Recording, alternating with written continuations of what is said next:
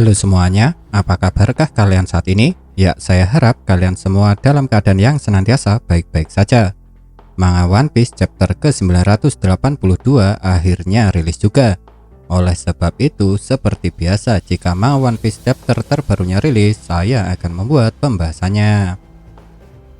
Tentunya kalian masih ingat kalau anggota Flying Six sudah diperintahkan oleh Kaido untuk mencari putranya, bukan?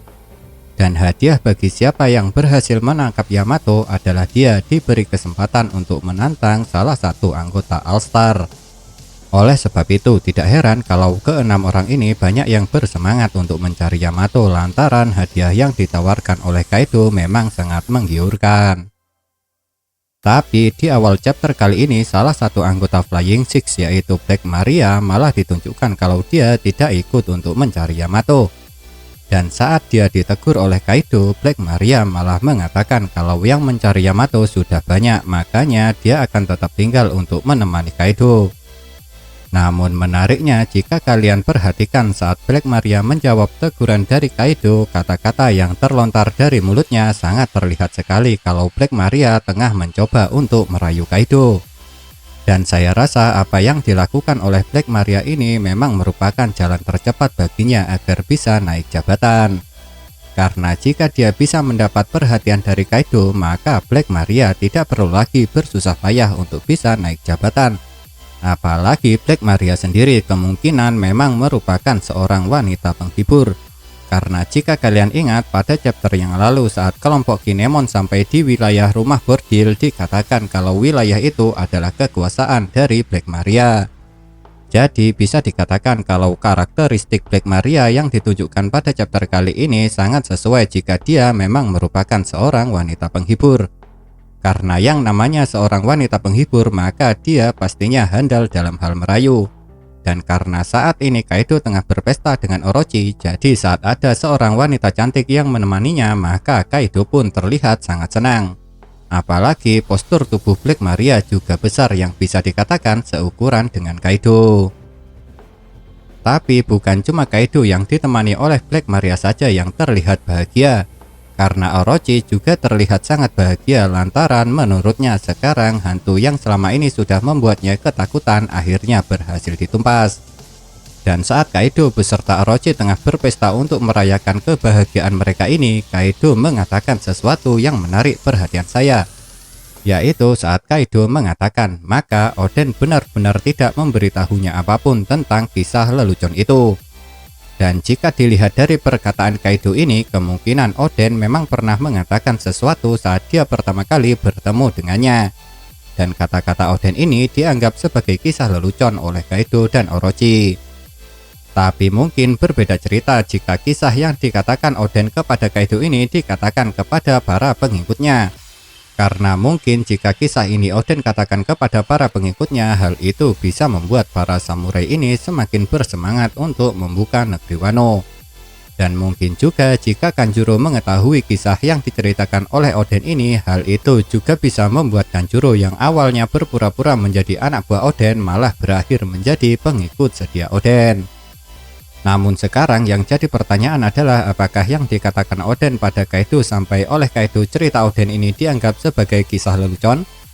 Jujur saja kalau menurut saya apa yang Oden ceritakan kepada Kaido ini adalah mengenai pulau terakhir Laughtale dan mengenai kebenaran dari dunia One Piece. Dan karena kebenaran mengenai dunia One Piece cuma berada di Laughtale, jadi Kaido yang belum pernah sampai ke pulau terakhir itu tentunya tidak akan percaya dan akan menganggap kalau cerita Oden itu hanyalah sebuah kisah lelucon saja. Namun meski Orochi sempat merasa bahagia, tapi kebahagiaan Orochi itu langsung hilang seketika saat Kanjuro akhirnya tiba di tempatnya berada. Karena setelah Kanjuro sampai, akhirnya Orochi tahu kalau rencananya untuk menghentikan para samurai sudah gagal. Dan setelah mendapat kabar yang sangat mengejutkan seperti itu, Orochi juga kembali mendapat informasi mengejutkan lainnya dari Fukurokuju mengenai Luffy, Zoro, Kid, dan Killer yang sudah berada di dekat panggung di Pulau Onigashima. Tapi untungnya Fukurokuju masih belum mengetahui mengenai para samurai. Dan hal itu bisa terjadi lantaran kapal-kapal yang digunakan oleh para samurai untuk pergi ke Pulau Onigashima telah mereka tenggelamkan. Jadinya sampai sekarang orang-orang yang berada di Pulau Onigashima masih belum mengetahui kalau mereka akan segera disergap. Memang benar, setelah mendapat informasi yang sangat mengejutkan seperti itu, Orochi langsung dihibur dan ditenangkan oleh Black Maria dan juga Fukurokuju. Tapi rasa takut Orochi tidak akan pernah hilang sampai dia bisa melihat mayat dari para samurai yang dikatakan oleh Toki dulu akan mengalahkannya. Oleh sebab itu, di saat Orochi sangat ketakutan akan takdirnya inilah dia mengambil Momonosuke yang sudah babak belur. Dan Orochi berencana mengeksekusi Momonosuke dengan cara yang sama dengan Yasuie, yaitu dengan panggung penyaliban. Karena menurut Orochi, meskipun Momonosuke masih kecil, tetap saja dia adalah pemimpin musuhnya. Dan dengan mengeksekusi Momonosuke, Orochi menganggap era klan Kozuki akan berakhir. Namun sebenarnya meskipun Momonosuke nantinya benar-benar dieksekusi, era klan Kozuki tidak akan pernah benar-benar berakhir. Karena pada dasarnya masih ada satu orang lagi yang bisa melanjutkan era klan Kozuki, yaitu Hiyori. Dan karena Orochi tidak mengetahui hal itu, karena Kanjuro belum memberitahunya, jadinya Orochi menganggap dengan tewasnya Momonosuke maka klan Kozuki akan berakhir. Tapi saat Kanjuro baru sampai di tempat Orochi, ada satu hal yang masih membuat saya bingung, yaitu mengenai ukuran tubuh Kanjuro dan Momonosuke. Karena jika kalian perhatikan, saat Kanjuro membawa Momonosuke yang sudah babak belur karena dihajar oleh Kanjuro akibat Momonosuke berusaha melarikan diri, terlihat saat itu tubuh Momonosuke sangat kecil sekali. Bahkan saat saya perhatikan lagi, tubuh Momonosuke terlihat seperti cuma sebesar telapak tangan dari Kanjuro. Padahal saat saya cek lagi di dalam animenya, tubuh Momonosuke meskipun kecil seharusnya memiliki tinggi sepinggang Kanjuro. Tapi kali ini tubuh Momonosuke malah terlihat sangat kecil sekali. Oleh sebab itulah kenapa saya bingung mengenai hal ini. Mungkinkah Oda Sensei membuat kesalahan lagi dalam penggambaran? Atau mungkin tubuh Kanjuro memang semakin membesar? Tolong tinggalkan komentar kalian jika kalian memiliki pendapat.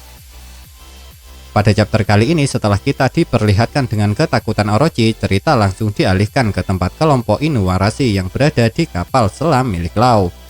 Dan saat pertama kali ditunjukkan, kita langsung melihat percakapan antara Inuarashi dan Nekomamushi dengan menggunakan Dendenmushi. Dan jika melihat pembicaraan mereka, sepertinya semua kelompok memang telah dibekali oleh Dendenmushi. Karena Raizo sendiri mengatakan kalau untung saja Kinemon dan Denjiro sudah sampai di gerbang belakang. Yang itu membuktikan kalau meskipun terpisah, mereka masih bisa saling berkomunikasi. Tapi anehnya dalam pembicaraan ini Nekomamushi malah sama sekali tidak mengatakan mengenai siapa saja yang ikut dengannya kali ini. Namun meskipun terlihat aneh, tapi hal itu tidak terlalu menarik perhatian saya.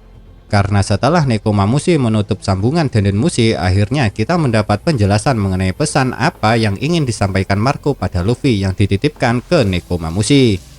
Dan ternyata pesan Marco pada Luffy adalah dia mengatakan kalau kedatangannya akan terlambat.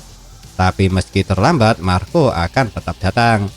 Dan mungkin alasan kenapa Marco mengatakan akan terlambat adalah karena terlebih dulu Marco ingin mengajak Izo.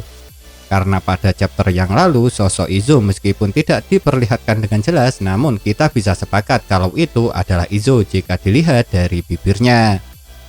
Namun meskipun pada chapter yang lalu Izo sudah sedikit diperlihatkan, tapi entah kenapa pada chapter kali ini Izo tidak ditunjukkan lagi.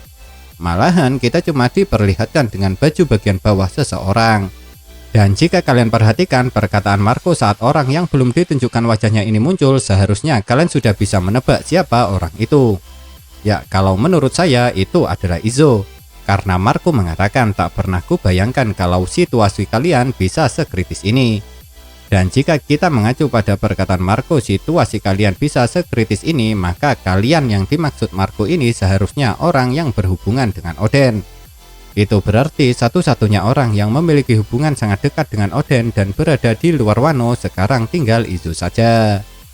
Dan selain itu, ternyata pada awalnya Marco dan Nekomamushi tidak pergi bersama saat menuju ke Wano. Karena pada chapter kali ini Marco juga mengatakan kalau dia tidak percaya kalau dirinya dan Nekomamushi bisa tiba di waktu yang sama. Oleh sebab itulah, karena tiba di waktu yang sama, maka menurut Marco tidak ada artinya lagi dia menitipkan pesannya untuk Luffy pada Nekomamushi. Jadi karena tidak berguna lagi, pesan yang ditulis oleh Marco dibuang oleh Nekomamushi ke laut. Setelah mendapat penjelasan mengenai pesan Marco, cerita manga One Piece chapter ke-982 ini dialihkan lagi. Dan kali ini yang disorot adalah Denjiro. Denjiro yang sudah berpencar dengan Kinemon kali ini telah sampai di sebuah gerbang yang memotong jalan untuk menyergap Kaido dan Orochi. Dan saat Denjiro sampai di gerbang itu, dia malah bertemu dengan salah satu anggota Flying Six, yaitu Sasaki. Tapi karena Denjiro dikenal sebagai orang kepercayaan Orochi, jadi Sasaki sama sekali tidak mencurigai Denjiro. Malahan saat bertemu dengan Denjiro, Sasaki cuma mempertanyakan mengenai kenapa Denjiro yang awalnya tidak ingin datang ke Onigashima sekarang malah datang dengan cara diam-diam. Dan Sasaki juga menanyakan mengenai jambul milik Denjiro yang hilang, karena menurut Sasaki jambul itu selalu dibanggakan oleh Denjiro.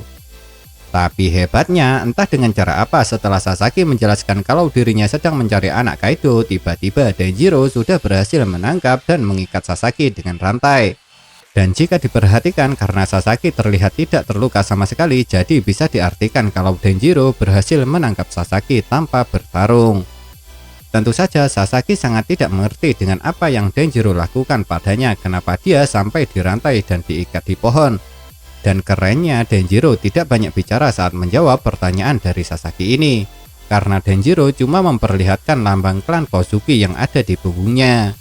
Jadi karena Sasaki sudah berhasil dilumpuhkan, maka mereka bisa terus melaju untuk menyergap Kaido dan Orochi. Tapi jika kelompok Denjiro bisa dengan mudah melanjutkan perjalanan, berbeda cerita dengan kelompok Kinemon. Karena memang kelompok Kinemon malah bertemu dengan Big Mom di wilayah Black Maria. Dan lucunya pada chapter kali ini, Chopper yang sebelumnya sudah bertatap muka dengan Big Mom langsung menembak Big Mom dengan meriam dari tank buatan Franky. Namun meski tembakan meriam itu berhasil mengenai Big Mom, tentunya serangan remeh seperti itu tidak akan bisa melumpuhkan Big Mom. Malahan setelah terkena tembakan dari meriam, Big Mom langsung murka karena ternyata Big Mom masih mengingat wajah Chopper yang merupakan salah satu kru Luffy. Oleh sebab itu, Big Mom yang murka langsung berusaha menangkap dan mengejar Chopper beserta Usopp. Dan lucunya, karena Usopp melarikan diri dengan memundurkan tanknya, Kinemon malah menganggap kalau Usopp sengaja memancing Big Mom untuk menuju ke arah yang lain. Padahal tentunya kalian tahu kalau hal itu tidak benar, karena pada kenyataannya Usopp tidak memiliki pilihan lain selain memundurkan tanknya karena memang Big Mom berada di depannya. Dan lucunya lagi, Nami dan Carrot yang ternyata sudah tidak ada di dalam tank saat melihat Usopp dan Chopper dikejar oleh Big Mom malah memutuskan untuk pergi meninggalkan mereka. Karena menurut Nami tidak ada yang bisa dia perbuat untuk dapat menghentikan Big Mom. Jadi Nami lebih memilih terus melaju untuk melanjutkan rencana yang sudah mereka sepakati. Tapi saat Nami akan pergi, tiba-tiba Prometheus terlihat dan hal itu membuat senjata Nami yang di dalamnya ada Zeus bergetar. Dan setelah melihat Nami yang telah mencuri Zeus dari Big Mom, Prometheus langsung berubah wujud yang awalnya Prometheus terlihat seperti matahari yang lucu langsung berubah menjadi bola api yang ganas. Dengan begitu, sekarang Chopper dan Usopp harus menghadapi Big Mom sedangkan Nami dan Carrot harus menghadapi Prometheus. Kira-kira bagaimanakah caranya keempat orang ini agar bisa selamat? Karena saya rasa Nami, Carrot, Chopper, dan Usopp tidak mungkin bisa untuk mengalahkan Big Mom dan Prometheus. Sejak awal diperlihatkan, Uruti memang terlihat seperti orang yang lucu. Dan tingkah lucu Uruti bisa kita lihat lagi pada chapter kali ini. Karena Uruti yang sedang menjalankan tugas dari Kaido dan pergi menjalankan tugas itu dengan Pac-One malah bersikap sangat manja. Dan sikap manja Uruti ini terlihat jelas saat dia mengatakan capek berlari dan minta gendong pada Pac-One. Tapi meski sikap Uruti ini sangat lucu dan konyol, namun tentunya dia juga merupakan petarung yang kuat. Karena jika dia tidak kuat, maka tidak mungkin Uruti bisa menjadi anggota Flying Six. Dan menariknya saat Uruti minta gendong pada Pac-One dengan cara memaksa yang akhirnya membuat Pac-One terjatuh, hal itu malah membuat Uruti bertemu dengan Luffy. Yang seharusnya pertemuan ini menandakan siapa yang akan menjadi lawan kuat pertama bagi Luffy setelah dia sampai di Pulau Onigashima. Memang benar pertemuan Luffy dengan Uruti ini terlihat aneh, karena saat Uruti bertemu dengan Luffy, dia malah menanyakan apa maunya Luffy. Untuk Luffy, dia memang tidak akan pandang bulu jika ada musuh di hadapannya, pasti akan dihadapi meskipun lawannya itu adalah perempuan. Tapi saat ini Uruti tengah bersama Pac-Man, yang itu berarti Luffy harus menghadapi dua anggota Flying Six sekaligus. Akan sesengit apakah pertarungan Luffy dengan dua anggota Flying Six ini? Mungkinkah Luffy akan mendapat bantuan dari Zoro saat dia harus menghadapi dua orang kuat sekaligus? Atau mungkinkah karena sifat Uruti seperti itu akhirnya Uruti malah tidak minat untuk bertarung dengan Luffy? Ya, siapa yang tahu, tapi yang jelas paling tidak Luffy pasti akan bertarung dengan anggota Flying Six. Nah, itulah yang dapat saya bahas mengenai manga One Piece chapter ke-982 kali ini. Kalau menurut kalian kejadian manakah yang paling menarik? Tinggalkan komentar kalian ya.